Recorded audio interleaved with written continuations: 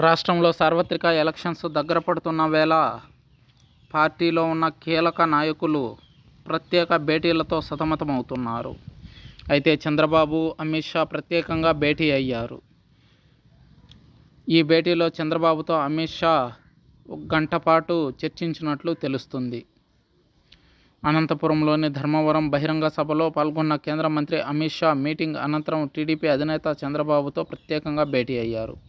ఈ భేటీలో రాష్ట్రంలో జరుగుతున్న ఎన్నికల ప్రచార సరళి, ప్రజల నాడి, తాజా రాజకీయ పరిస్థితులపై ఇరువురు నేతలు కూలంకషంగా చర్చించారు.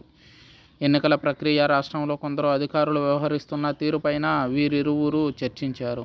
అయితే ఇదే భేటీలో మరో ముఖ్యమైన విషయాన్ని కూడా అమిత్ షా చంద్రబాబుతో చెప్పారట. తమకు ఉన్న నివేదికల ప్రకారం ఏపీలో ఎన్డీఏ కూటమి అధికారంలోకి రావడం ఖాయమని చంద్రబాబుకు అమిత్ షా తేల్చి చెప్పేశారు.